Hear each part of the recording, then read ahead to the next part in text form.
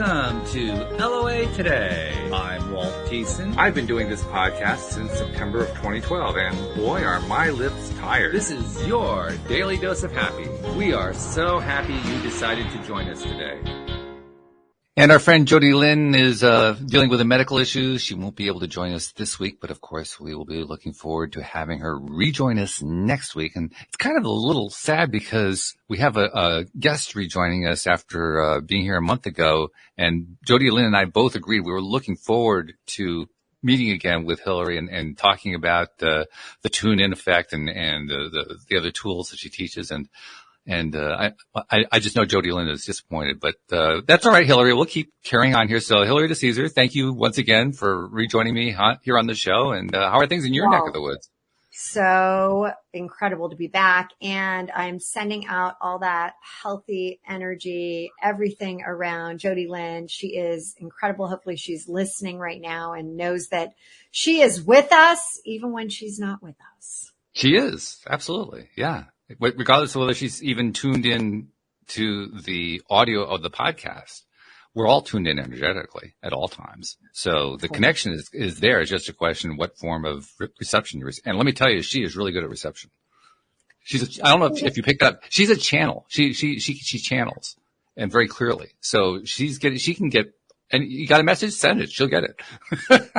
So the question is, who has she brought into your world when she's channeling? Has she kind of shocked you sometimes when you're in conversation and she says, "Hey, I got a word from somebody"?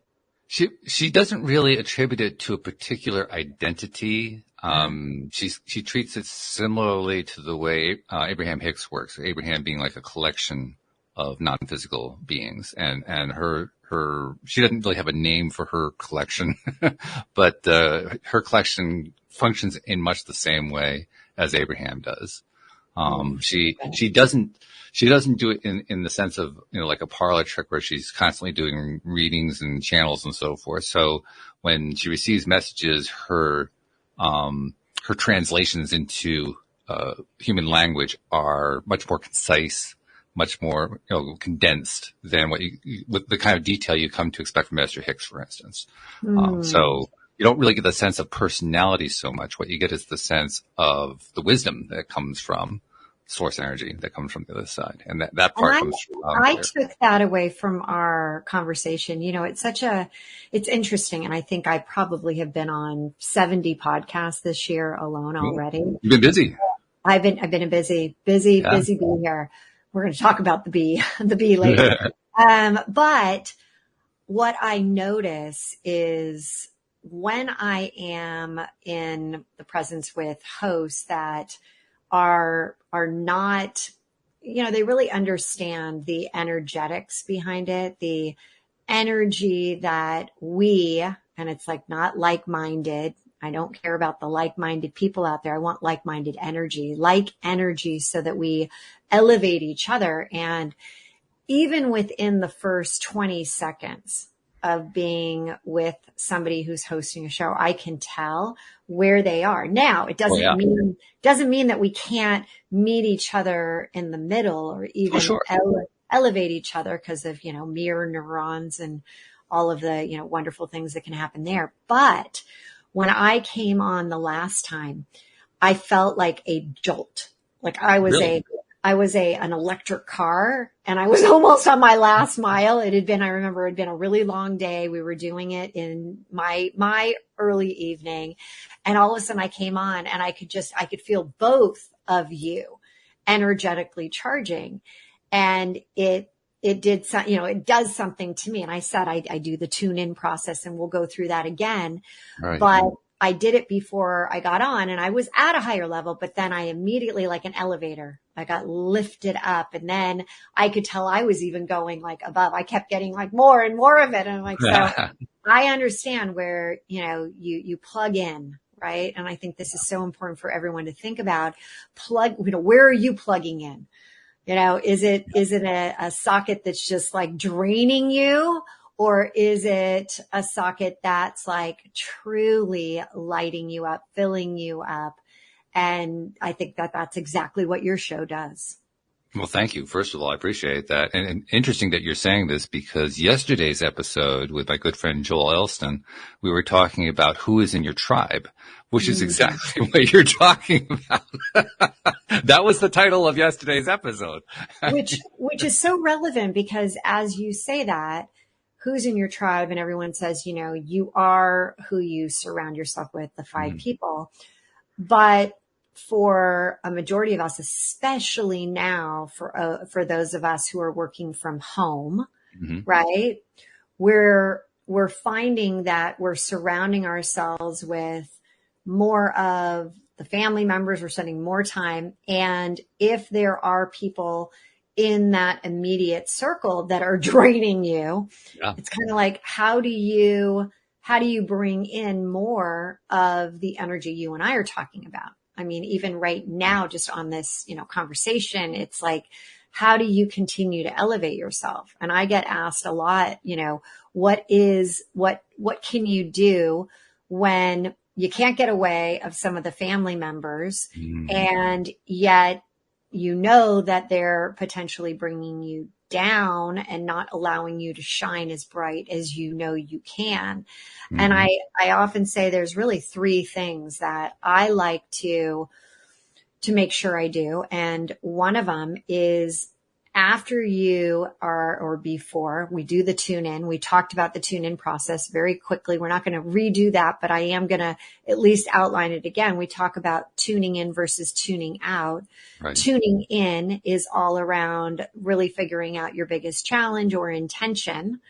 And then you go into elevating yourself. And this is scientifically and neuroscience based with a song, doing it for at least 20 seconds to change your state. Then you go into creating that 5-dimension, all of the different senses of a movie and a mini movie where you're the star performer and there's colors and lots of amazing. You can go back to the prior episode that we did and really listen to it. And then you go into the 4th step, which is the micro action and what you can do to keep moving forward.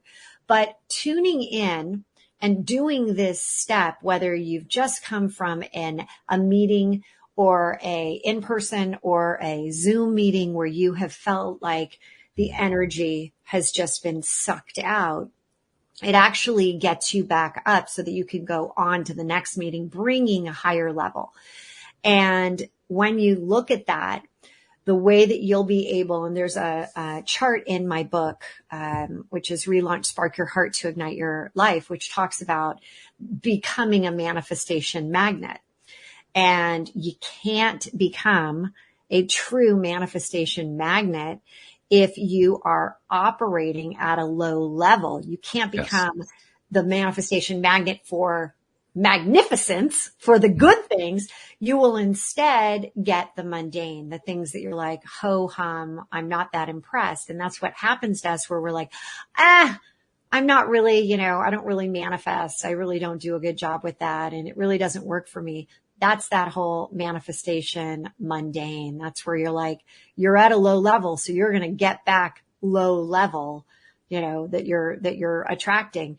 And so when you start to think about elevating yourself, music, art, these are the forms that through, hundreds of thousands of years have been allowing us to elevate ourselves, right? It was the art on the cave walls. It's the music that, tribes did that allowed us to continue, whether it was song through the voice, whether it was instruments.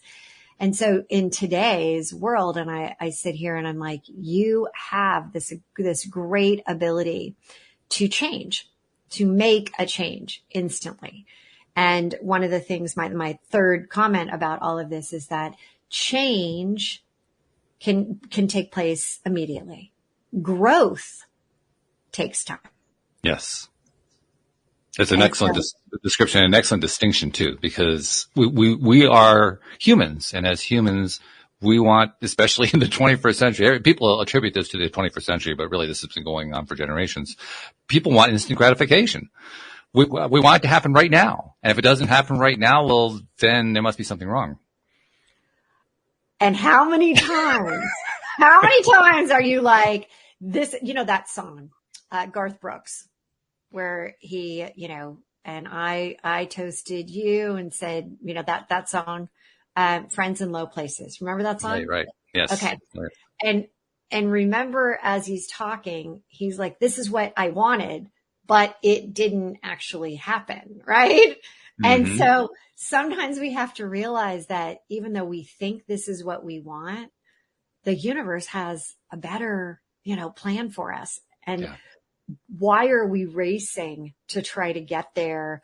Why are we saying, well, gosh, it hasn't happened yet? Or, well, this is what I wanted, and I only got this. Instead, being like almost that, inquisitive. Remember the Hardy Boys, Nancy Drew, the one, those book series. And it was always like finding the next clue. Instead, looking at it like you are trying to find the next clue, and that it's not a one and done. It's okay. There was a little bit of a change. You might have gotten a little something. It might not have been exactly what you want, but where's the growth in this? And then you're like, okay, well, I actually did grow a little bit along the way. I'm moving in that right direction. That's the key right there. Because if you can identify that you have grown, and by the way, if you are pushing air in and out, you have grown. I guarantee it. You may not have grown in the direction you wanted to, but I guarantee you have grown one way or another. And that act of growth, like you say, it does take time. It doesn't happen overnight, but it is observable if you take the long view on it.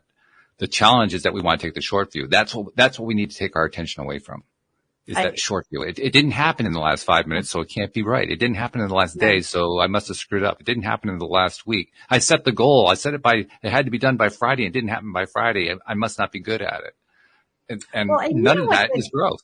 No. And what's really interesting? I'd say probably one of the number one reasons people come to me is that they're feeling like there's a disconnect of what they're doing, where they thought they would be at this point. And I often say, you know what? This is probably the number one reason that I'm doing what I'm doing with Relaunch, is that I literally was feeling like I was stuck. I was feeling like I was irrelevant. I wasn't feeling like I was doing anything really well in my life with, I had my little kids, I had my work, I was going there, never feeling like I really was where I should be at the right time. And realized that I had to make a change. I was, getting health issues. I was relaunching, like I had literally had melanoma. And I knew at that point that if I didn't change, I would continue to go down this path. And when you feel irrelevant, when you don't feel like you make a difference, when you feel like you're working and you're in that, hamster wheel, I often call it like when you're at a park and there is like a carousel, right? And the only difference between a hamster wheel and a carousel is that, you got the rat or the mouse on the hamster, or the hamster on that, where you've got people going around in a circle. And you're, trying to make it go faster and faster and faster. And eventually one of the kids gets sick, right? I gotta go. Or they fly off because it's going too fast. And they're like, I just got to get off this thing. And when I started to really look at this as, and I talk about the why, right? Like I would say, well, I really want to be passionate about something. And then I started to realize that, and I was talking to this fabulous woman who also is a channeler, works for FBI, and she was on one of my shows, and she said, it's like when you are trying to go for your why and you're thinking, well, I want to have this happen because of passion. And I often say, to people, there has to be a joy about it, right? The joy of life, the joie de vivre. And she said, well, it's interesting when people only go for, I've got to have passion, emotions change so quickly based on circumstances. And this was such a profound thought. Her name's Karen Romano. And she said, Hilary, if you're constantly just trying to go for the passion, or as I was saying, the joy or the happiness, as when you're putting on your intro, it says, the happy and be happy. Daily dose of happy. Yeah, daily dose of happy. You've got to be thinking it's really challenging to stay at that level 100% of the time because relaunches will happen, right? Yeah. So if we live in a world of contrast. I mean, you're not going to stay there 100% of the time. Welcome to the world. So all of a sudden, if you're basing your why around an emotion, around I want it to be because I'm passionate about it. Let's say I said this. I am doing relaunch because I'm passionate about helping people relaunch into their best versions of themselves. Okay. Mm-hmm. Sounds pretty good. Sounds great. Yeah. Except that, well, all of a sudden life's going to hit me. Life's going to hit you. You might be one of my, one-on-one coaching clients. And I'm sitting here saying, but my why is that I want to be passionate about this, but I'm not feeling passionate about it today. Yeah. In fact, I've had a really crappy day. In fact, a lot of bad things are happening. And it's not the case today. I've thoroughly been looking forward to seeing Walt today. But all of a sudden, you're out of alignment. And I talk 3HQ. The 3HQ is the headquarters, and you've got your 3 H's, head, heart, higher self. And you're in your head at this point. And the passion comes from the heart, right? The passion is that I've got something that I'm really looking forward to, but it's not in alignment because at that point you've got life hitting you. You're in the head. And so where I now am guiding people, and it just like came to me, I was like, oh my gosh, Simon Sinek has that wonderful, the why, right? We got to ask the why before the how and the what. And it's more than that though. It's when you're in that highest self, that highest place, that top version of yourself, the best version of you, that's where you understand the overall purpose. That's why purpose becomes really the fundamental foundation that has to be where the why starts. And then you build on to the why with, okay, now the emotions that I'm going to charge with it are the passion. And then on top of that, we can go to, all right, now what are the steps? How am I going to get there? What am I going to really help people do? And what's my process? What are my pillars? What's my vision and my mission and all that? So it's really interesting as we sit here and emotionally we get charged up. I really want people to be thinking that's where the tune in process becomes so significant, because the first step of tune in with that questioning your intention, your challenge, what you're working on, that's all head-based. Then we go into, okay, so now let's tune into the song. Let's elevate ourselves for 20 seconds. That's all higher self. That's the highest self. That's the energy behind it. That's obviously the highest self step to 3HQ. But then the third part where you're creating the movie in your mind, where you're charging it up with colors and emotions, that's back to heart-based. And then the last step, which is the micro steps, that goes back to the head. So all of a sudden you're like, wait, no matter what circumstances hit, you have the ability to be grounded.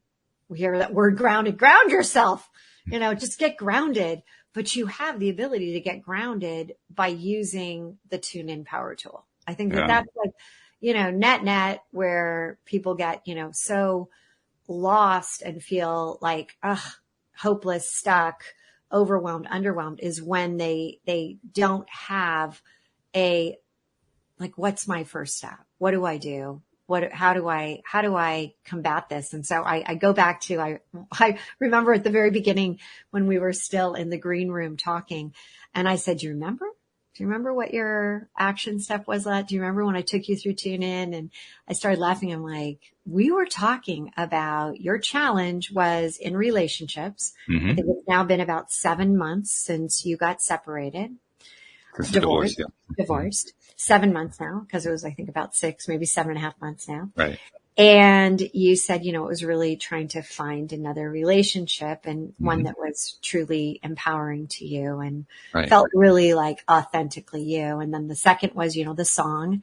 And you had said your song was September, and we took it up for the 20 seconds. And then the third step was, creating what you really ultimately were going for. Too many people don't get clear. They don't really know. So you can't get to a place if you don't know what you're really going for. And then your last step was you were going to reach out and ask a woman that you had recently met on a date. Okay. So I've been so excited to hear, how has the tune in process gone for you? And what happened? I'm going to keep the tension going by not answering the question directly just yet. I will answer it in a moment. Circuitous. Keep us like spinning, on that hamster wheel. Tune in next time for. Yeah, exactly. When Hilary comes on the next time, we're going to get the answer. No, I won't make him wait that long. But no, I wanted to bring something in based on something you said, because I thought it was a really interesting point and it cued something in my mind. You talked about how we can't maintain joy all the time. We're dealing with the world, and when we deal with the world, there are going to be times where we're just not feeling it. We're feeling miserable, perhaps. We're dealing with pain or anger or frustration, or name the emotion. And it brought to mind something that another channel who listeners will know very well. His name is David Strickle. David is very much like Esther Hicks. His Abraham is called the Stream of David. And we've had the Stream of David on the show many, many times, really interesting episodes. One of the best messages that we received from the Stream of David one day came via a meditation that the Stream of David shares through a boot camp that David puts on. And this meditation, basically, it's a guided meditation where you get yourself into, you do the usual meditation steps, right? You get yourself relaxed, you breathe deeply, you do all that kind of thing. And then you take your imagination further and further away from Earth, out into the deep outer space, until you get to the point where Earth is this little tiny dot that you can barely even see. And from that vantage point, you appreciate your own situation on Earth as seen from Source's perspective. Because that's the way Source sees it. The way we see it, the way we experience it is, oh my God, all this craziness is going on. The way Source sees it is, there's another example of expansion going on. Completely different viewpoint. And I bring that in partly because I want to get your input on it. And partly because I think my sense is that it fits in beautifully with the tune-in method. Because the tune-in method is about redirecting your attention, using music into a joyful state. And that's what the Source energy perspective is all about. It's about being in a joyful state by just, regardless of what you're dealing with, what you're looking at, you look at it joyfully. Because, hey, this is all just great expansion going on here. I'm curious to know what your take is on that. Well, and that's why I literally created the tune-in process. And so I'm going to go backwards to go forward. So we've got this, you're not giving me the answer I want, and I'm going to kind of give you the answer that you want, but I'm going to go with a different approach here. So when my daughter and we were driving in a car when she was young, and she is musically inclined, and this whole idea came to me, she would get in the car, she would be, mad at the world, mad at the boys in her life, the girls in her life, and especially mad at me, right? There could even be like a form of hate there for a little bit. Sure. And we would get in the car, and so many times it would just be like, the energy was just awful. And I would get to whatever location to drop her off, and I'd be like, okay, bye. And I'd be like, whew, thank God she's out of the car. Wipe that energy off my sleeve. That was like, let me roll down the windows and bring some, new air in here. But here's the thing. One day I could tell that it wasn't just anger. There was sadness, disappointment, anxiety. There were so many of the emotions going through the car. And so she is a fan of music. She loves music. And so I created on the fly, I'm like, I got to do something different. I created this change the channel, which was step 2, as you know, in Tune In, change the channel. And I'd created this game, and I would push invisible buttons, and I would say, all right, now I want you to sing country, sing Taylor Swift, sing, the Grateful Dead, sing all these different songs. Mm-hmm. And during this time, initially she thought it was the stupidest game ever. And then she started to play along. And this is where Tune In, literally the genesis of it. That's where it started. Wow. Okay. Yeah, because all of a sudden we would get to, and this took a few times where she'd get in the car and finally she's like, okay, let's just play that Tune In game or change the channel. That's what it was called. Let's just play change the channel. And I would do it. And I would be like, okay, genre, pop rock, genre. Now I want you to sing, oh, wait. And I'd throw her some curveballs. I would be like, Shania Twain. And she'd be like, what? But she would, play along with it. I would go, even Diana Ross, because she knows, my mom and I were big fans of Diana. So we would do this. But here's what happened. I would get her to her location and she was a completely changed individual. Completely changed just by what was going on with music and elevating and going higher. And what you're saying is it's that super consciousness, right? Yeah. It's not just going from conscious, it's going from even the higher level of the super conscious. And when you look at step three in the tune-in process is that movie of your mind. And if you remember, what I asked you to do is pretend like you're actually sitting in a movie theater and you're in the front row and you're like watching, observing. And I love that you're saying, from space, from source, you're seeing your life and how that would go. And what happens, we are human beings.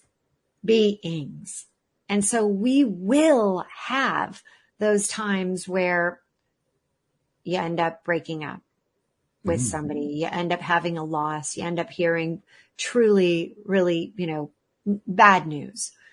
And you have to be willing to lean into it and understand that, again, we're human beings. So we have to go through the idea of emotionally evolving, right? And so being at a joyful state all the time can feel disingenuous. And I will never forget when my mom was living with us when she had terminal cancer for, 14 months and then passed away.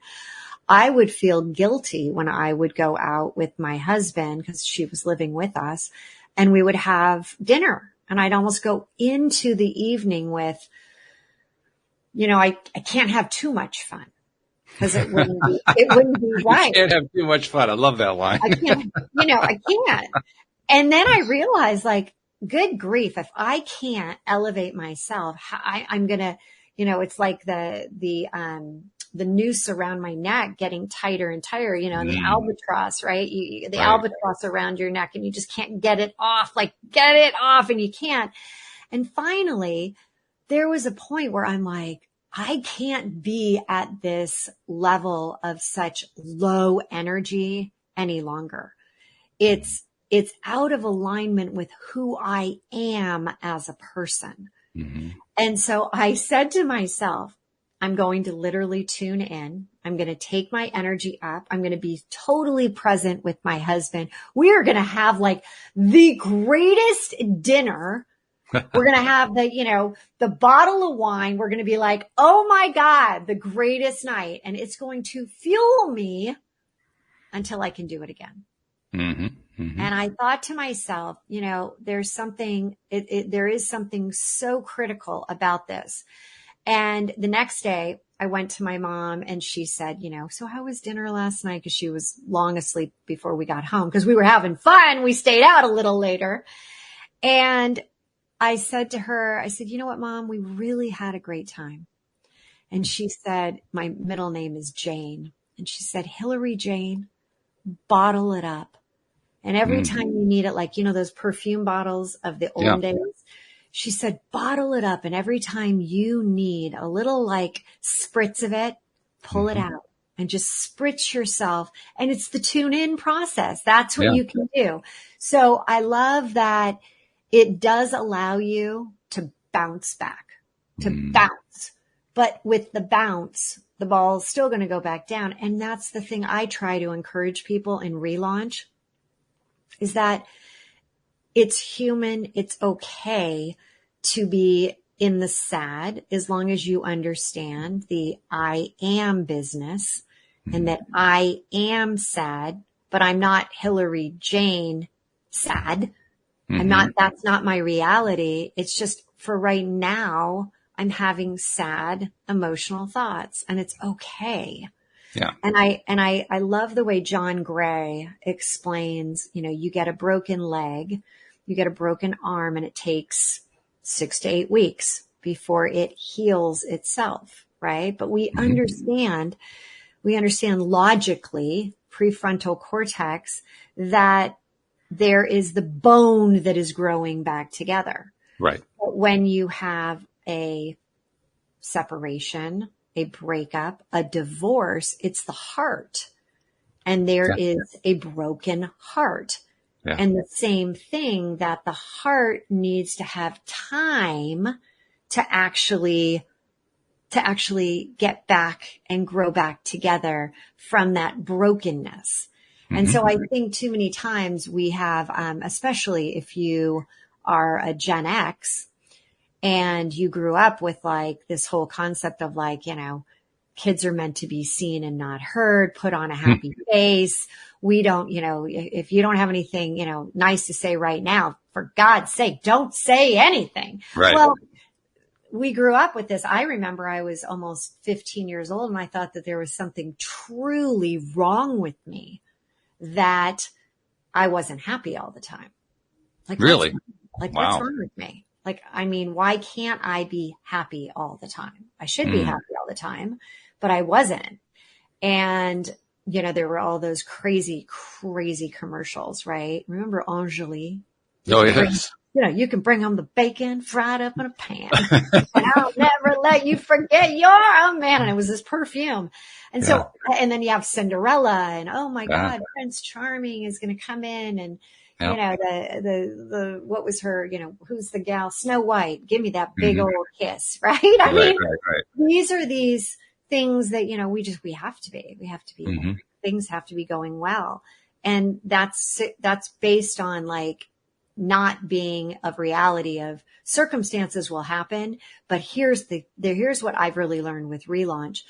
And this is really goes back to this why, is that when you can acknowledge the fact that outside circumstances are going to happen, there are going to be deaths, there's going to be sickness, there's going to be the ups and the downs in your business, but it's how you, and this goes back to the point you were making with looking at it from source, it's understanding that as long as you can not feel like you're on a surfboard riding, what is it? Maverick, the 100-foot waves, but you're out there kind of floating, waiting for the rolls to come in.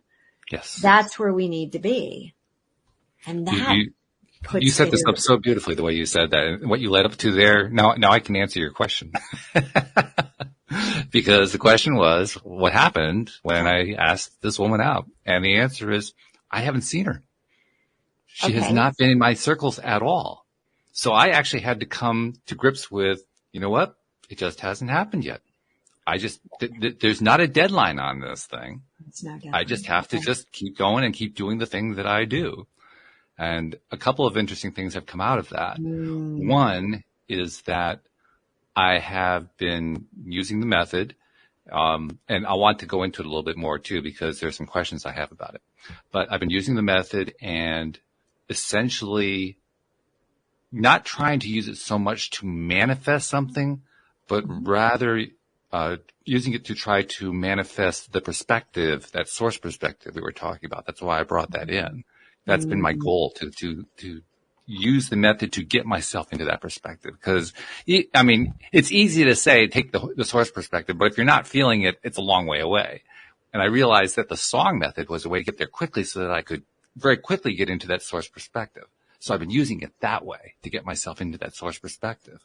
So this is so beautifully said, because when you think about music, elevating yourself, when you're elevating yourself to the highest level, that highest level of energy, and you think about the vibrational chart, that everything has a vibrational frequency, especially emotions. And when you talk about oneness, omnipresent, above even joy, that's where you're trying to ultimately, what you're talking about right there, which is that source connection of being open and available. And I'm going to say one other thing. When you talk about grounding yourself, since we are humans, we are on a planet, we are on planet Earth, we have our feet, we do have gravity pushing us down. So you've got the gravity coming from source, right? So what you're doing, which I love how you said, using tune in, you're allowing yourself to connect more with source, is that too many times we think of it as being a one way. Like I'm trying to access higher self. Whereas it is a two-way, and it's like that radio, the antennas, and it's going back and forth. And too many of us are, we may hear something, but we're not really listening to it. And so when you're saying, which is so amazing, you're talking about really tapping into source, you're saying, let me be an open channel to both ways. I want to connect. I want to give. I want to be able to manifest. So I'm going to be putting out there, here is my intention. Here's my challenge. But you're also saying, not only am I pushing it out there, but you're pulling it back into you. Mm-hmm. That's what all of this, that is what 3HQ is all about. And can I take it one step further? There is a mantra and a morning routine that I highly suggest when you're first getting into all of the concepts around being able to open yourself up to something bigger than you, right? Knowing that you're not, and if you're listening to this and you're still around at this point, you're willing and you're wanting to hear something. You're trying to connect with some bigger vision here, something that will allow you to kind of take shape of your future, of how the process will be for you. And so when I think about this, there is a mantra. And in fact, I want to just make sure I've got my book here because I wanted to talk about one other thing with you. Yeah, the relaunch mantra. I couldn't remember if I called it that finally in the book, but it allows, remember when I said too many people are trying to get you to take too big of a step to, I love you, perfection, connection with, source. You just all of a sudden have to be there. And if it doesn't work, you feel like a failure. And so in the relaunch book, I talk about having this morning mantra when you first walk in. And when you think about be, do, have, right? Zig Ziglar came up with this as a marketing tool of, the concept of you got to be in order to do the things that you want and have, then you'll have the outcome. And too many people these days go at it from, if I have the connection, if I have the, the right energy, if I have the money, if I have the relationship, then I'll be able to do all these things and I will be happy. Right. Yeah. The be coming out of have, which is backwards. It's backwards. So what I did was I created a mantra to get people started on their journey. And it's going back to where it all starts, which is you, right? It all starts with you. So the way it's super easy for everyone to learn, and we can put it in the show notes, but I come out and I say, be me, just that first line, be me, do me, right? Have me back. Because throughout all of the stories we create and fabricate, it's like, so the first is be me, do me, have me back. And then I go into, I love me. I love me. And here's what you do with your hands as you're saying, I love me. It's a heart, right? So you have that heart space, and I'm holding up a heart if you're just listening. And then you open it up to the heavens to above, to the universe, and it's now a vessel, right? So it's by opening your hands up, right? And you raise it up. So it's this vessel allowing for more to come down, but you're also pushing up as well, opening yourself up. So be me, do me, have me back, because too many of us have lost ourselves. And then giving yourself an acknowledgement of, I love me. I love me. I love me, as you're bringing it further up. It takes less than 10, 15 seconds. But what it does to start the day is acknowledging the fact that you can't be anything more than what you're bringing to yourself. And this guides you to open up and be me again, be the authentic me, be the real me. How about that?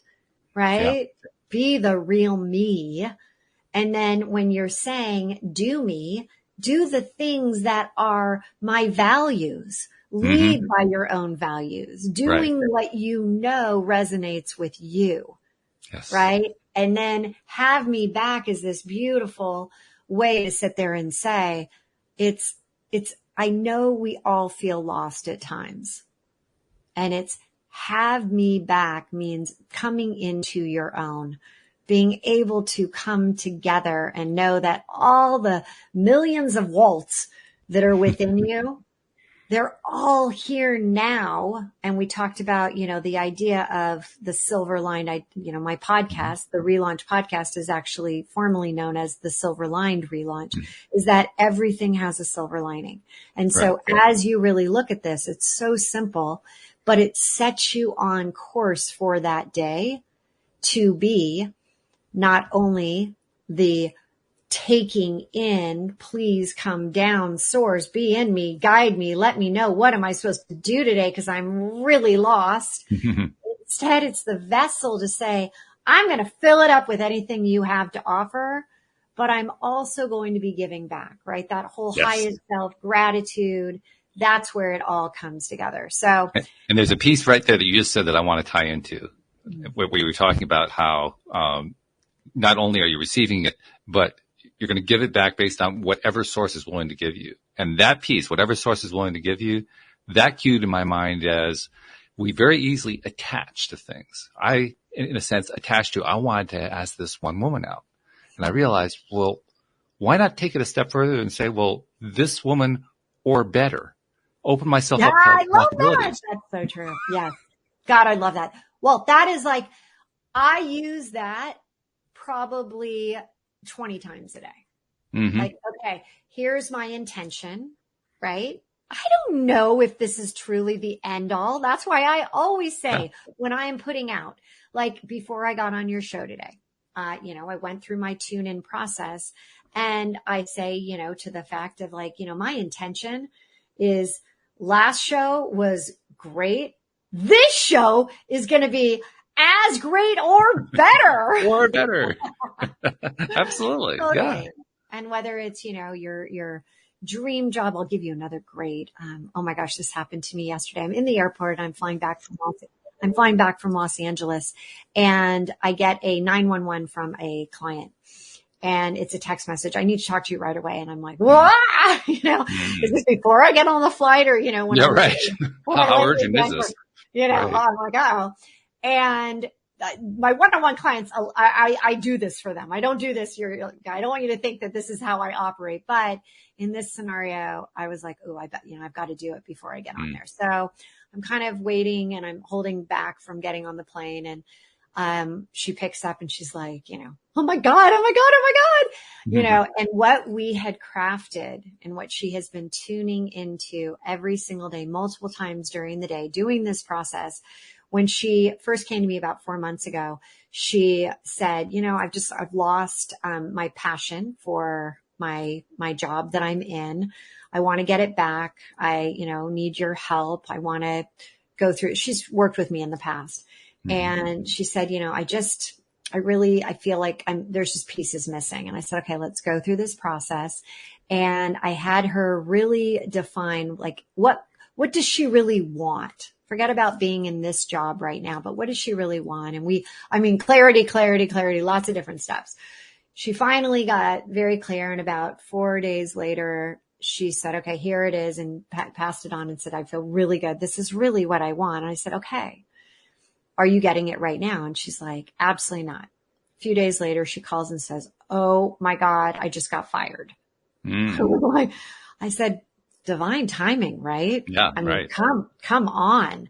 You didn't wait until next week to call me. You called me right before. You were very clear of what you're looking for. Mm-hmm. She's like, but oh my God, the market, and everyone tells me there's no jobs out there. And I said, let's tune in right now.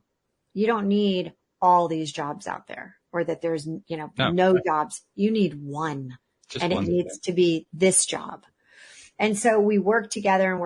And then she went on a vacation. But we had already said, and this is something that you made mention to, and I do want to go back to this about timing. When I work with clients, I do have them put down a date that they're ultimately going for something. Mm-hmm. And the reason I do that is because as you're continuing to set up your micro action steps, we don't want to have the idea that everything can come in any amount of time, because we're going to be like, I'm never going to get the job. I'm never going to get the girl. I'm never going to get the, it's like, when is anything ever coming? And so I had her come up with an actual date. And I said, this was right when we first started going down this path. And she said, September 12th, I want this to happen and all that. And this is something I'm going to end up circling back. But I said, okay, all right, September 12th. Well, yesterday was, oh my gosh, is it the 19th or the 20th? Yeah, yesterday was the 19th. Right. And that's when it happened. Oh, okay. So I said to her, so are you disappointed it didn't happen on the 12th? She starts laughing and she's like, it happened on the 19th. I said, but we had set out to have it on the 12th. And there's a point here, if you think about it, and it goes back to your point. It ended up being the exact job she had created. And ready for this, what she was going for. They said, we're not going to hire you for this job, but we'd like to create a better job that's more specifically aligned with what you really can do. Ooh, and she really said, nice. She said, well, let me tell you, here are the things that I know I could do for you. And that's the job that they created. And that's the job. And there was an element of revenue as well. And nice. I said, at the time, I'm like, all right, let's just go for this. And I said, what are you really going for here? And she said, ultimately, I'd really like it. It was a huge amount more. And she ended up getting exactly what. Exactly. Oh, nice. Exactly what she had written down. Wow. So what I'm saying here is the timing for her, it was part of the process, putting down a time and being firmly committed to that time. Mm-hmm. But when things don't happen on the exact date, there was a great speaker that I heard say, I put down for 2020, it was 2022, I put down 100 goals that I wanted to achieve this year. Mm-hmm. And the person who was interviewing him said, well, gosh, how many did you do? Did you hit the 100? And he said, no, I hit 73. And the guy was his name was John Lee. John Lee was the one doing the interview. He said, well, that, like, what's the point of my story now, right? and the guy said, but wait a second, I hit 73. 73 out of 100. Like, who would have thought? Yeah. Normally I give myself, here are my 3 that I really want to do this year. I hit 73. So it's all about how your perspective on timing. Right. And so when you're thinking about this woman and you haven't, connected yet, well, it's that what if, because you haven't connected yet, she's getting ready, you're getting further ready, or somebody even better is getting ready to come into your life. There's this wonderful connection that you can start to have to that, to the to what's coming. What is your North Star? And then to carry it a step further in terms of what my experience has been, as I think we all know, any of us who have studied law of attraction to any degree, we realize pretty early on that the universe doesn't just deliver once. It keeps delivering until you either acknowledge or accept or do something with what it's delivering to you. And what it delivers may or may not always be a match. It's like there is a momentum that is building. And as the momentum builds, you get closer and closer to the end result that you're trying to aim for. And stuff shows up that gets more and more similar to that. So in this context, in the last month, what I've been finding is a number of women showing interest in me in ways that I completely did not expect. Not necessarily women that I'm attracted to. One or two I'm kind of attracted to, but all of a sudden I'm getting attention in ways that I wasn't getting before. Beautiful. So now I'm getting, and this is the kind of thing that's easy to skip. I think it's one of the reasons I'm mentioning it. It's kind of easy to skip over this and say, well, it hasn't happened yet, so I'm going to dismiss all these little near misses that have been happening. But in fact, those near misses, what is it Cindy calls it? Cindy Chavez, a good friend of mine, former co-host, talks about it as being driftwood. When you're out at sea and you see driftwood, what driftwood means is you're close to shore.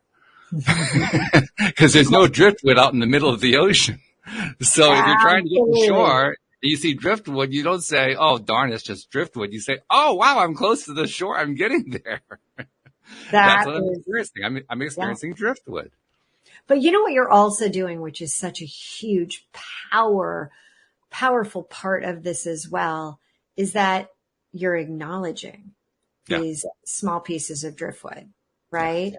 I think that when we put our expectations on, but I want the end prize, but it's not, then what's coming back to you is that you're looking at scarcity, but it didn't happen, And that's only going to bring more of that. Instead, you're acknowledging like, hey, I'm getting, more people that are interested and more people that, are coming into my world. And wow, I'm getting an opportunity to meet, a lot of different types of people I never would have before.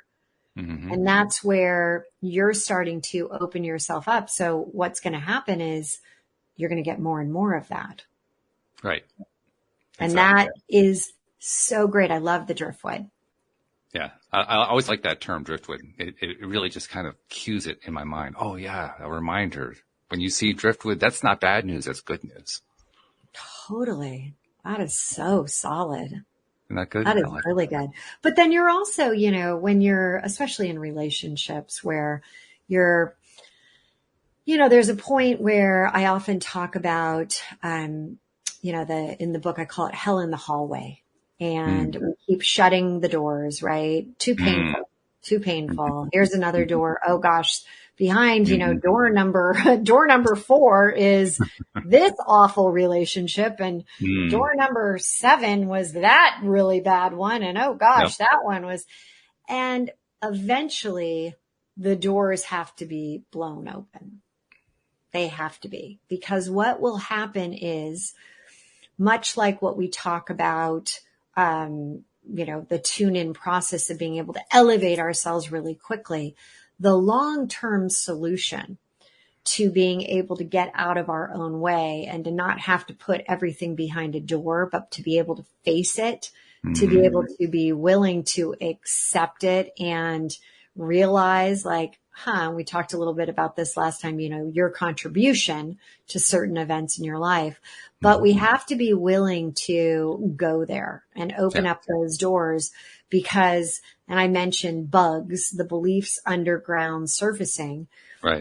These bugs, these past experiences, if we haven't dealt with them, if we haven't, tried to literally extinguish them, right, or exterminate them, they will continue to flare up.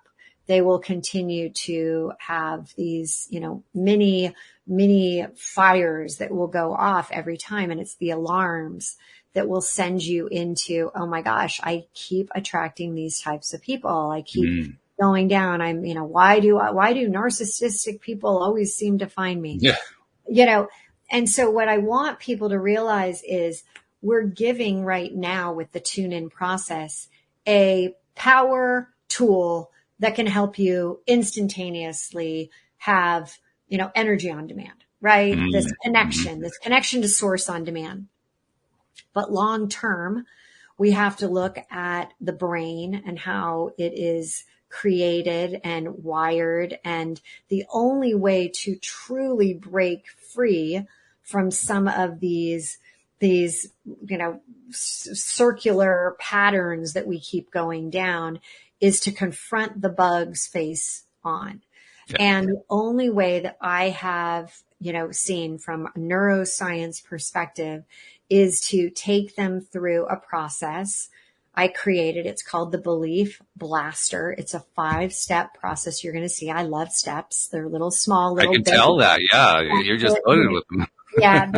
They're bits, and they seem to work. And I've kind of, have mastered these throughout the years of, 20 plus years of coaching and modifying them. But the Belief Blaster, step number 1 is that first you have to realize that you might have a belief that's not serving you. It's not an empowering belief. It's not one that's like, yes, I feel so good about it. It's one that you're like, ugh, I'm not really sure I'd want people to know about this one. This is one that I keep pushing down. But when you can realize that you have these limiting beliefs, and we all do, we all have bugs, not one person out there. We all have them. We're human beings. So once you realize, then what I always like to do is, let's say it's that whole concept of I'm not good enough, right? That's a big one for people. I'm not good enough. Like, I don't have the right training, the certifications, the right degrees. Then what you do is you look at it from where you are right now in your age, and you take it through the decades. Where was it valid? Where was it warranted? Yeah, look at that. I wasn't good enough. I didn't get that. I got fired. I didn't get this promotion. I didn't, I never could reach that 6-figure, 7-figure month, year, whatever it is. And so once you've taken it through the decades and you've just like, hey, look at that. There it is. Yep, there it is. Then the second step is when you have the awareness that it's not always true, though. I have been good enough at some points in my life, and you take it through the decades again. And you could do this with relationships, right? It's a great one. You can do it personal and professional. So then you take it through and you say, and remember, a belief is something that we believe is 100% true all the time. But when you're doing step number 2, awareness that, wait a second, I'm not always not good enough. I've been good enough a lot of times. All of a sudden you're like, you're mixing it up. It's like a snow globe in your head. It's like, whoa, hey, I'm trying to keep, subconscious brain. I'm trying to keep you safe and familiar. And you're saying this and that. I'm confused. So then we go into step number 3. And this is where you have to do a release. And now you've got your decades of your limiting belief. You've got your decades of empowering, like, wait a second, I actually didn't have that happen. And then you go into step 3 and you release by either doing one of 2 things. The first is a release letter, and you actually, you go through a process of like, where did it start? Where did it start? What was the first time? It probably sometime when you were a child. Maybe it was mom, dad, brother, sister, aunt, friend, teacher. And you write a letter. And you basically say, hey, this was yours. This was your story, your limiting belief, but it's not mine. I just took it on. I took it on because I was a little kid and this is what happened. But now I don't want it anymore. I'm getting rid of that bug, the belief underground surfacing, that limiting belief. And so at that point, the second part that you can do is called the mirroring exercise, which is literally you give that limiting belief to a loved one. You don't do it in real life, nor do you send the letter that we just talked about in real life. These are all things that you write down. But this one, you actually say, a loved one, a son, a daughter, and you say, oh, you're not good enough. And for 30 seconds out loud in your car, in a room, you literally in front of a mirror, you give that limiting belief. You've never been able to do this. And it just, again, is just a mix up in the brain. Like your brain is like, wait, what? What's happening here? So then you go on to step 4, which is what I call the relaunch flip. And it's where you take that limiting belief and you create the opposite of that. And you put about 20 of these down. So instead of I'm not good enough, I'm a rock star. I am like on a, I'm on a trajectory for, a super successful 7-figure, 8-figure, 9-figure company, whatever it is. And you create the opposite of that. And then in step 5, it's where you literally retrain your brain and you put them into an app. And I'm not associated with this app. I just love it. It's called Think Up. And the Think Up app is where you can put your affirmations, and all those are affirming what you're ultimately going for, which is an empowering belief. And you can put that into the app, put music towards it, binaural beats towards it, and you listen 3 times a day. 3 times a day in the morning, midday, and before you go to bed, so that your brain can continue to retrain the brain in the night while you're sleeping. And you do this for 62 to 67 days. This is how you have long term, where synaptically you prune away the limiting. You can see it happen and you create that empowering belief. Yes. And so that's the long-term solution. I've given you the short-term with tune in, instantaneously, on demand, like, you're watching a Netflix and you're binging. You can do that anytime during the day. But then when you really want to go deep and you really want success in your business, in your life, that's where we incorporate it into a 6-month business program to elevate yourself, get rid of your bugs, and be able to knock it out, get rid of it entirely. And that's where, like, everything, you talk manifestation, that's where it's just like, what do you want? That, like I did with that woman and getting her ideal job in a job position where, in this world right now where jobs are, in her mind, non-existent. Right. And I'm glad that you brought up again the 62 to 67 day process, because you mentioned that the last time you were here, and we tend to forget it. It takes a while to retrain the brain. I mean, that's more than 2 months. That's a long time. That's a lot of daily. Let's say you're 50 years old and you've been having this limiting belief. You've been carrying around this bug since you were 5. So for 45 years, you've been living. Limiting belief. And I can get rid of it in 62 to 67 days. Yeah, which is fantastic. But we have the tendency to look at it the other way. My God, I'm 24 days into this and I still haven't seen any improvement. 24 days, usually after like a day. I've been doing this for a day now. It's like when my ex-wife was a former psychotherapist. She used to talk about how she'd have clients who come in. She worked with substance abusers, particularly alcohol abusers. And the client would come in and she'd say, "How are things going?" He says, "Great. I've been on the wagon now for quite some time." She says, "Oh, how long?" "Since 9:00 this morning."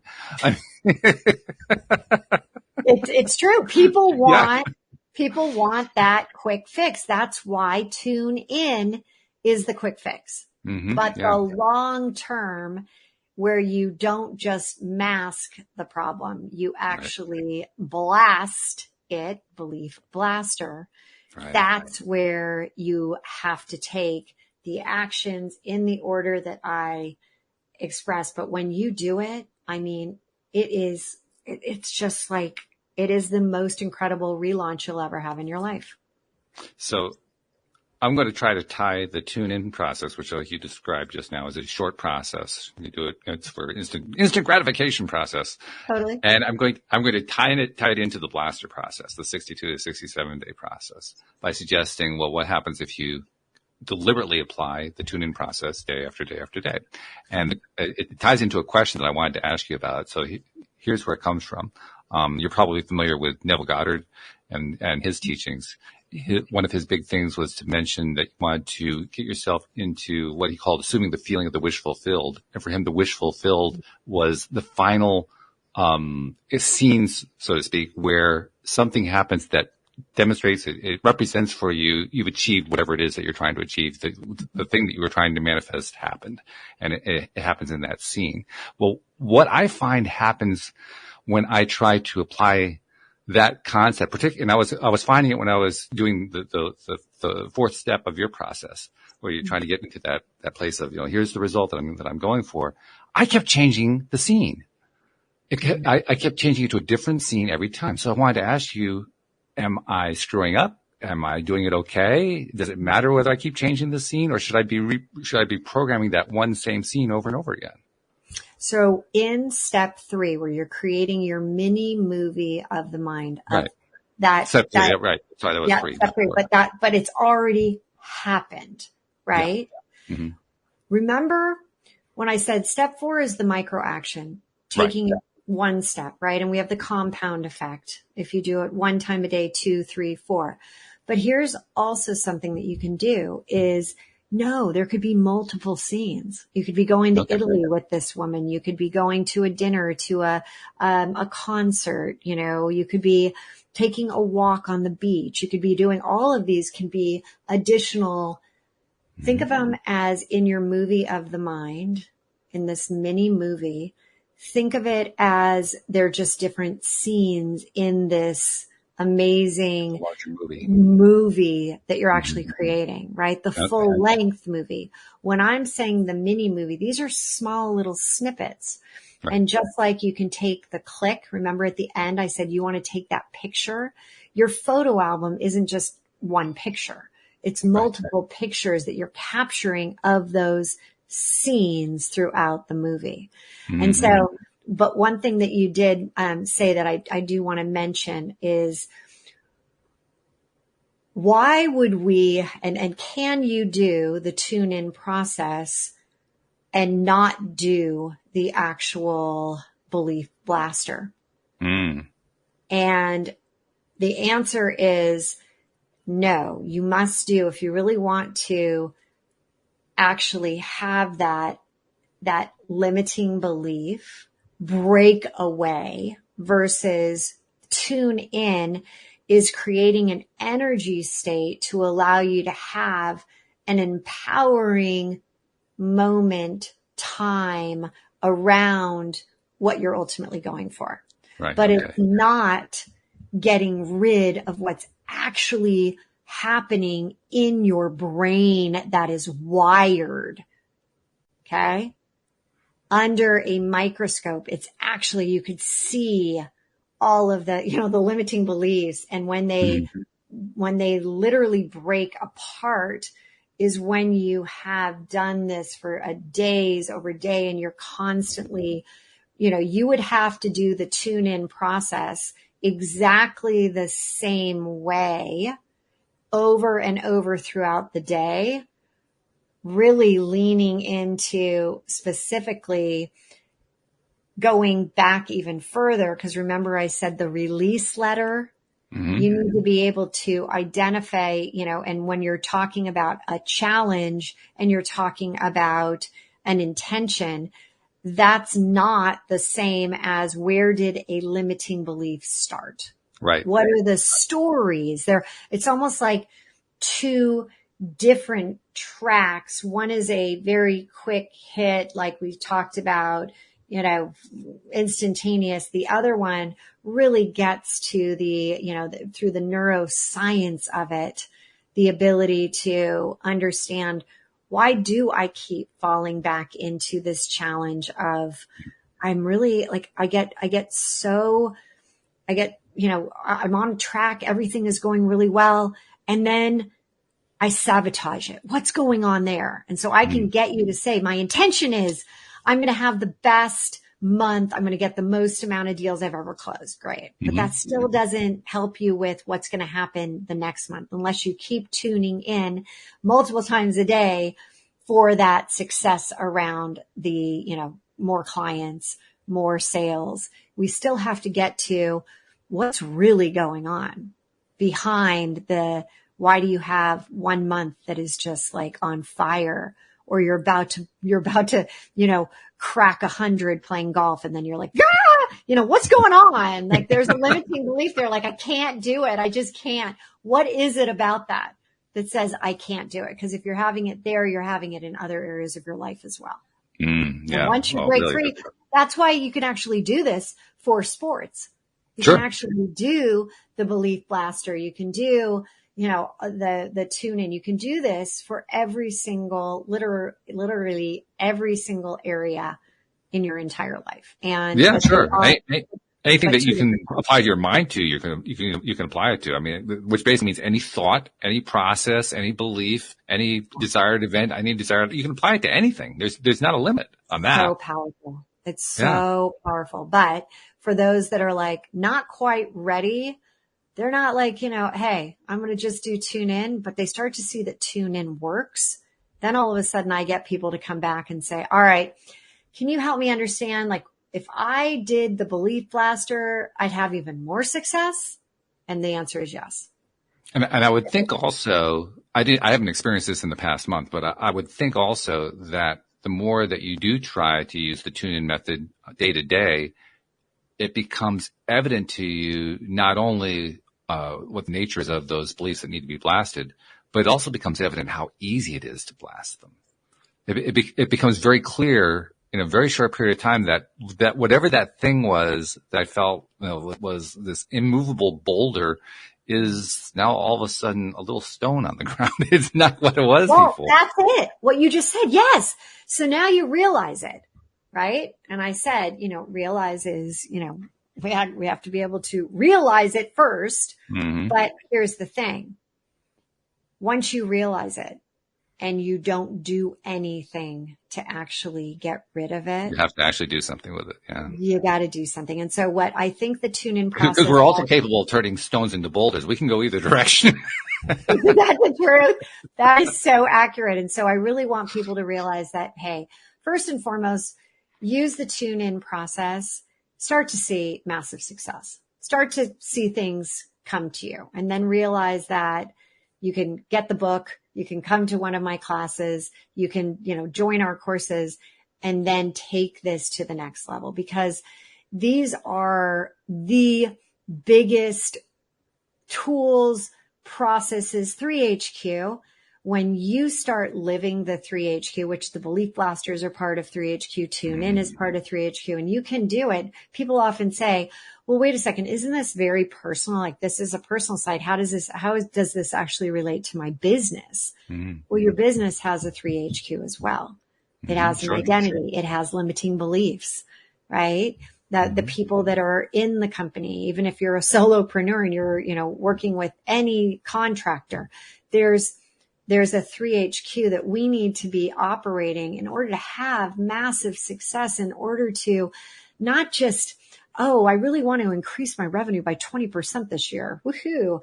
That's just, you don't need to be thinking small when you are looking at it from the perspective with neuroscience, psychology, and then add in that ancient wisdom. That's when business and your personal life start to take off. And they are all one and the same. They're not siloed out. Right. Yeah, that's a great point. We have a tendency to believe that they are siloed, that they're all individual, separate, not connected, but they're all connected. They all work together. That's just the nature of the universe we live in. 100%. Yeah. We're an hour and 13 into this, and we haven't even started. That's what I'm thinking. Like, we wanted to have you back. Jody Lynn and I wanted to have you back because we were enjoying, like you, we were enjoying that session we had last month in August so much. We said, we got to do more of this. This is so great. We just did another hour of it, and I'm thinking, well, that's not enough. We got to get more of this. So I'm not sure what's happening here, but something is turning into a dynamic. That's all I can tell you. It's so good. And there's so much that, I really do appreciate how you interview and how you throw out, ideas from others, because it allows us to not just deliver the same old of what we always talk about. It kind of, wow.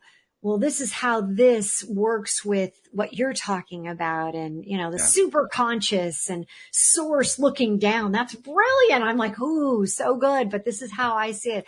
And this is how you're seeing it. And this is how you're going to be able to, whether it's manifesting this incredible woman or manifesting the most incredible business for you, right? Mm-hmm. Go back to that woman I was talking about. Right. Like, that's what it's all about. And you give us the space to be able to really talk about it and let these incredible ideas surface. I love it. Well, thank you. I mean, that's actually part of, it's not just my gift to you and to my audience. It's my gift to myself. I mean, we were talking earlier about be me, do me, have me back. I mean, that's how I do it. I do it through perspective. It's one of the best things I've learned by doing this show is how valuable perspective is. So all I'm doing is I'm just tying in these other perspectives that I picked up along the way. Cause boy, that just sounds exactly like what this person was talking about, but he said it in this way. Yeah. And that's how it all comes in like that. It creates, I can't remember which guest it was who said this. I love the word though. She said it creates juiciness. That's so good. Isn't that a good way to describe it? That's a great word. And it does. I mean, the concepts that, you triggered things and, oh, I remember when, Karen said this. And yeah, there's so much that we are so blessed to be, listening to and having people come on our shows and discuss it. And it's like, wow, where is this going? And then you sit back after, and I'll sit back and think about it tonight. I'll be like, dang, that was good. Right. That was like really, it when it impacts you, you're onto something, right? Yes. And there were some of those light bulb moments that, the lightning, the spark went off, and I'm like, oh, that is so good. So thank you for having me back, because it's been very eventful. I mean, I think it's pretty clear. I've said we're going to have you back again at some point. It's just, you may be the guest that doesn't go away. That's a possibility. I'm in. I love it. Just call me up. Hey, Hill, I need you tomorrow. I love it. These are the fun ones. They really definitely are. So, let's remind people how to find you. The relaunch.com, obviously that's the place to go to get to. That's like the hub, right? That's the central point to find everything. And actually the relaunch.com. And you can hear all about, we've got a great free PDF, a little video that's attached there to help you go through the actual tune-in process. And it gives you some examples of what are some micro steps as well. So definitely go grab that. Yeah, it's one thing to hear about it on a podcast and to be energized and excited about it. It's another thing when you sit down to do it yourself and you say, okay, wait a minute. What were the steps again? Oh, I didn't take notes. Damn it. We made it. Yeah. We made it easy, because sometimes it's like, I just want people to hear it first. Yeah. And then they can go and just kind of, print it off, put it next to their desk, and they can look at it and be like, oh yeah, okay, I'm going to tune in right now. Yeah. And we give examples, and it's super easy. And it's a free resource for everybody. I also want to throw something else out. You asked me last month, and I picked what was going on in my mind at that point. What was my song that I wanted to grab onto? And at that point, it was September. My strongest sense is my sense of hearing. Always has been. To the point where many people, I mean, we get this on the show all the time. People who are able to, visualize in depth, tremendously beautiful vistas and so forth. I've never been able to do that. I don't create images in my mind. What I create is sound in my mind. I can hear entire orchestras. I can pick out every single instrument in a symphony orchestra. I can hear every single instrument in a band. I can imagine I could take a song and I can reprogram it into a different arrangement in my mind. That's the way my mind works. So I'm not visually oriented. I'm oral oriented or sound oriented.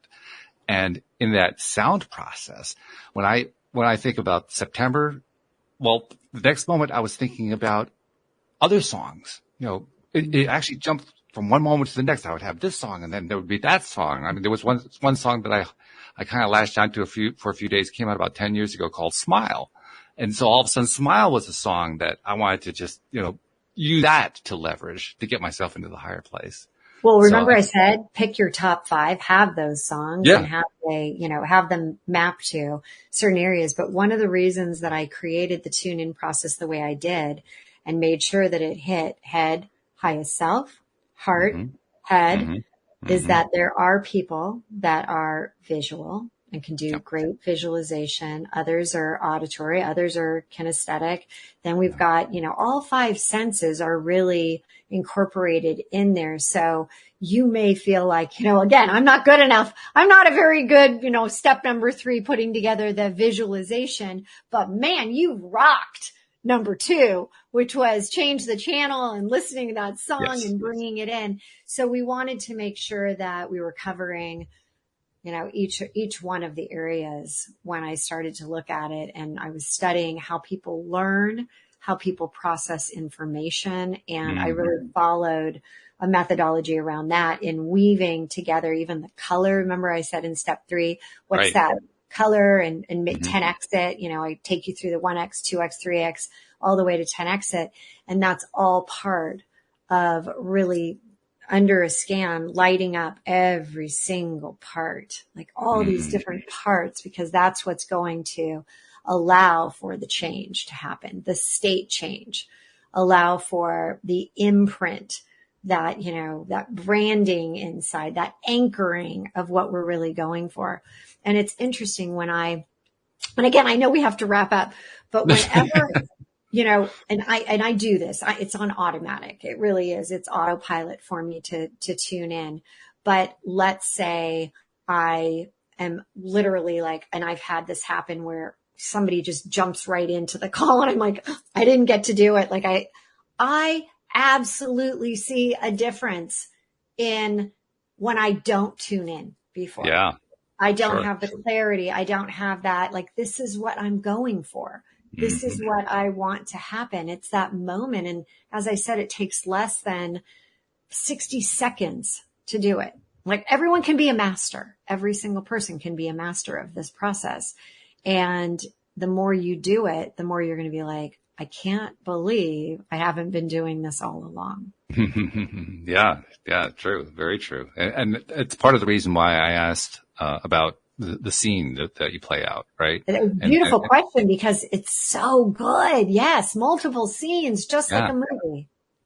Well, in my case, because the auditory is such a strong piece, I can get myself into that high feeling place through the song really, really easily. It's just that I would allow myself to stumble because, oh God, do I have to get the scene the same way it was before? Well, that's gone now. I don't have to worry about that anymore. It's like, what scene do I want to create? I don't know. I'll create one right now. I have no idea what it's going to be. Well, we'll come up with it. And also, you know, as you do your micro steps, you're advancing. Yeah. So your scene should be potentially changing. Now, I would think it would have to. Otherwise, it gets stale. Yeah. But let's say your challenge is something bigger that could take a long period of time. Mm-hmm.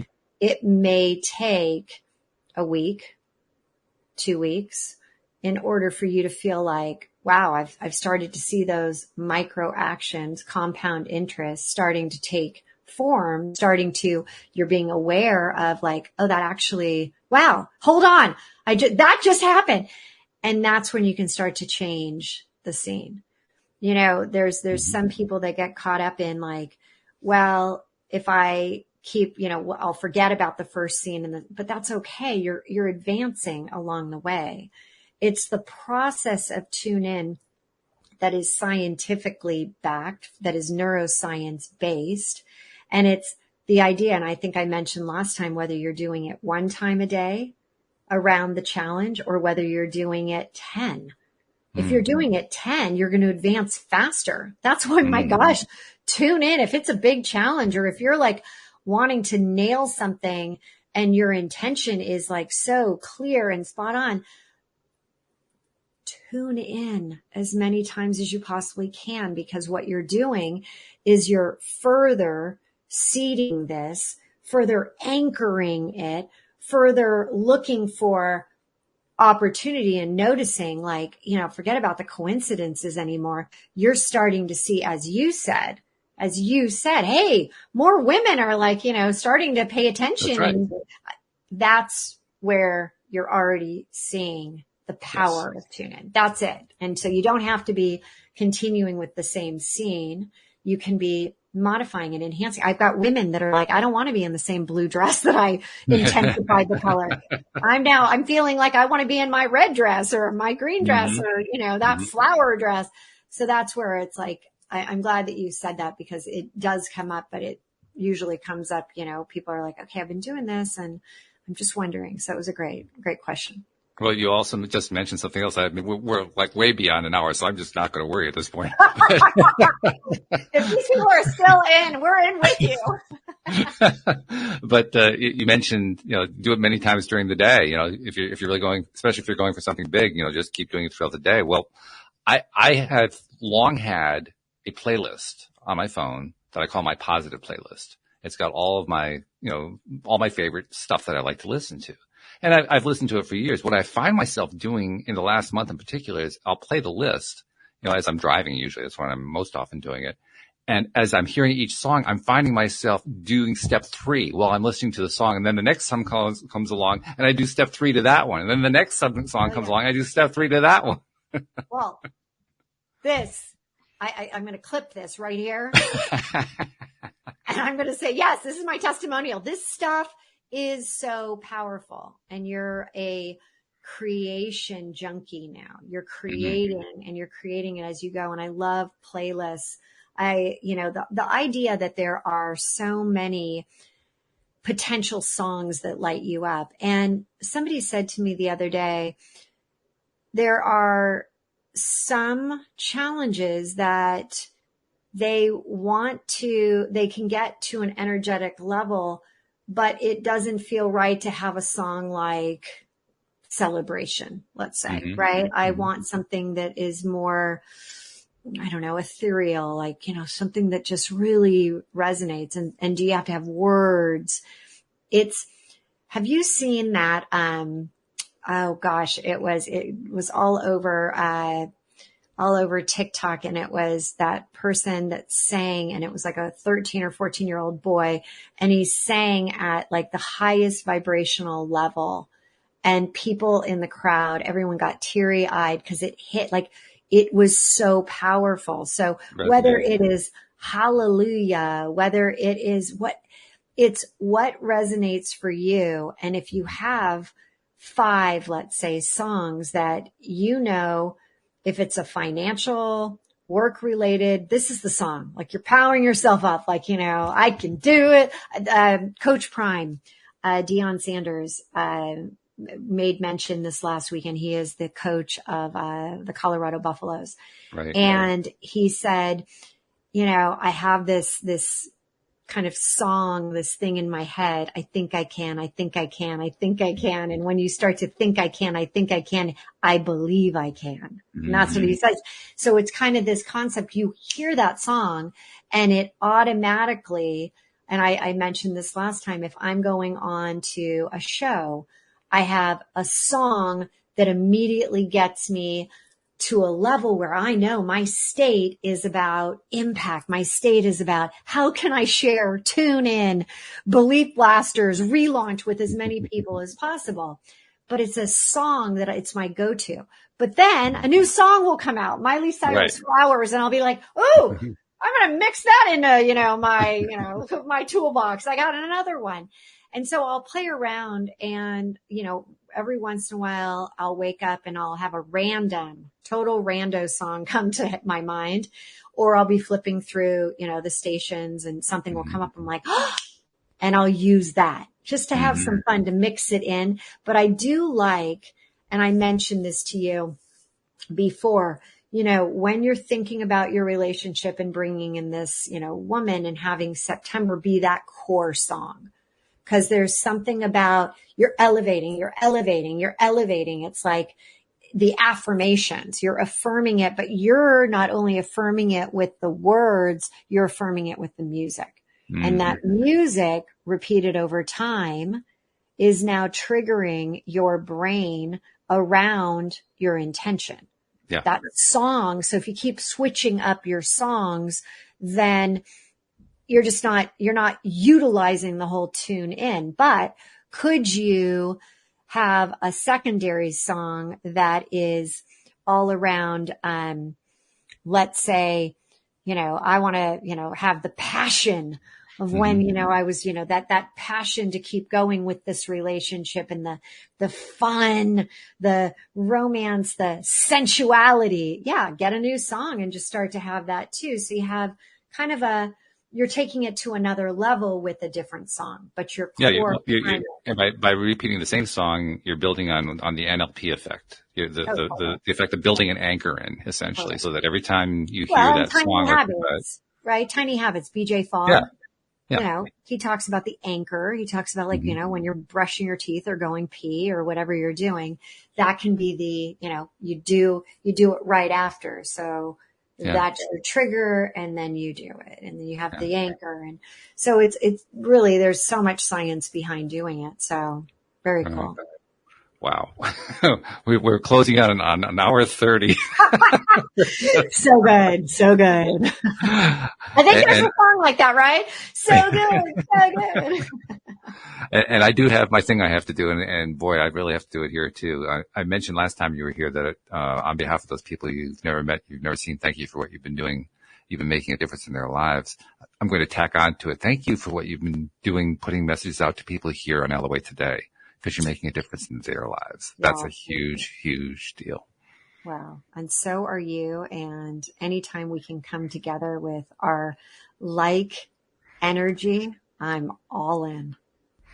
It's going to happen. It's going to happen soon. We don't know what date is yet, but I guarantee it's going to happen. It'll happen again. And we'll make sure it's on a Wednesday so Jody Lynn can be there too. Yeah, I was going to say we'll end up doing the New Year's Eve show. We're the ones you're going to be with us all night long. We ain't going anywhere, folks. No, we're here with you all night.